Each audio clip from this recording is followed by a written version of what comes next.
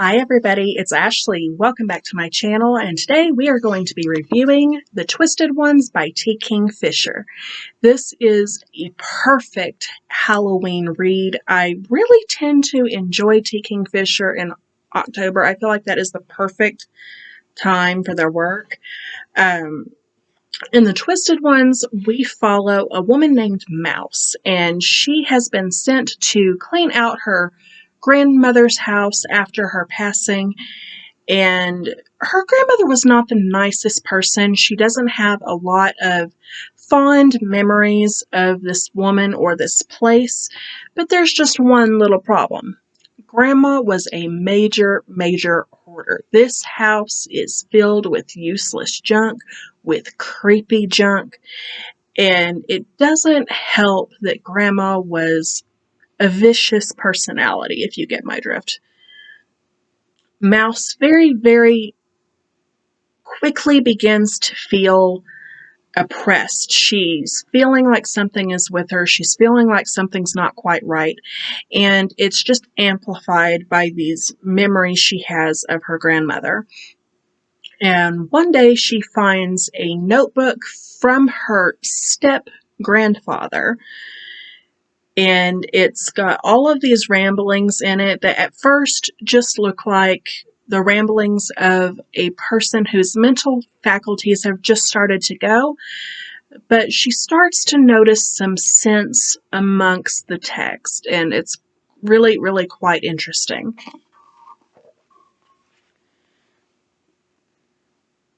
But there's passages in here that just really grip you and pulls you in, and this is what it did to Mouse. It really made her pay attention, like this one here. I made faces like the faces on the rocks, and I twisted myself about like the twisted ones, and I lay down flat on the ground like the dead ones. Tell me that doesn't stick out to you. That is so creepy. It's just so vivid. And this really sticks with Mouse. She doesn't know what it is about it, but this is really sticking with her. She can't really forget about it. And one day she finds this white stone that reminds her of this passage out in the back fields of the property. And she finds even more when her adorable dog Bongo, who is a sweet coonhound, drags her off into the woods. And they come across this area where it kind of feels like time stands still a bit. Nothing looks like it should, and in this area there are more of these stones. They are white, they're twisted, much like the passage describes, and Mouse starts to think that what her step-grandfather was writing about was real. It was not just ramblings. So in town, she starts to ask about this, and she finds out that there are places in the hills where they live that this does happen from time to time. Sometimes things will change or things will appear that aren't supposed to be there. It's kind of like a time warp, but nobody really talks about it.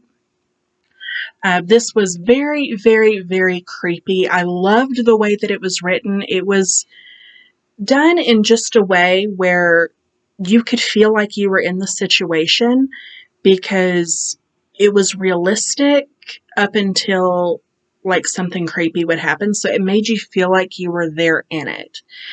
The cast in this was absolutely incredible. I loved the cast of characters, especially Foxy. She's this neighborhood woman who she's all up on the spiritual stuff. She's sassy. She's got a lot of spunk. And she's very helpful when all kinds of strange things begin to start happening. She's like the first one on the bandwagon that wants to help Mouse. Like, she'll start volunteering to hang out at the house, and she goes with her into the woods to investigate some happenings that begin to happen so that she won't be alone.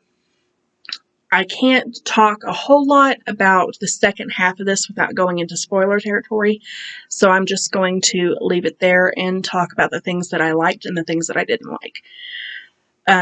Like I said, for the things that I liked, the characters in this were very, very good, although there weren't very many of them, but the ones that we did have were very, very likable and very, very realistic. Like, I knew, like, Foxy's in my hometown, and I'm sure everybody does.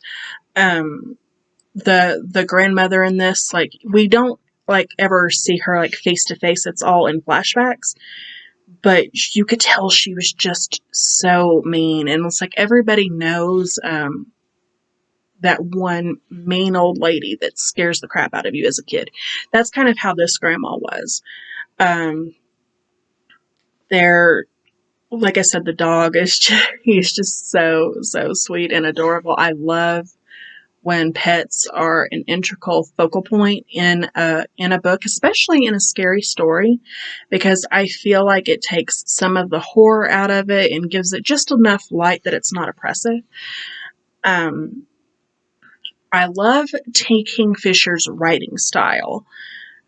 The imagery is so artistic, and I've read 2 books now by this author, and I felt this with both. I did like this one more.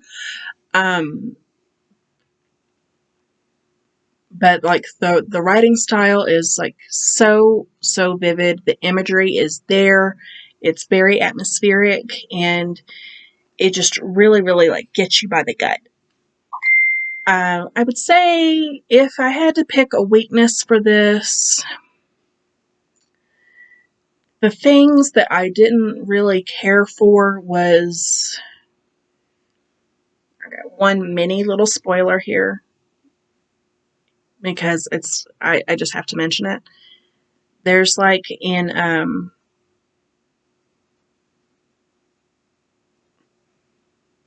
there's like a mobile carcass that's made out of bones in the woods that Mouse stumbles across during one of her walks, and it's animated. I didn't like the way that she found it, and the way that, you know, she went to the cops because, like, she thought that people were doing something sick out in the woods, and then they couldn't find it, and it makes her look like a crazy person. I didn't like that. Because it's like she even admits from the beginning that she doesn't exactly know where she is. So it's like she knows when she goes to them that she's going to have a hard time finding where she was at. So she has to know realistically that she might not find it and she's going to look crazy.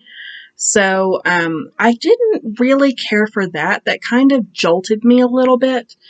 I was just like, oh, like, you probably should have been 100% sure where it was before you said anything to the police. But beyond that, like, this book was excellent. I highly recommend this, especially if you're looking for something spooky for the Halloween season. This is absolutely incredible. So that is all that I have for you guys today. If you like this video, please make sure to subscribe, like, comment, follow me on the social medias, click that bell if you want to be notified of all of my upcoming videos, and I will see you guys next time. Bye!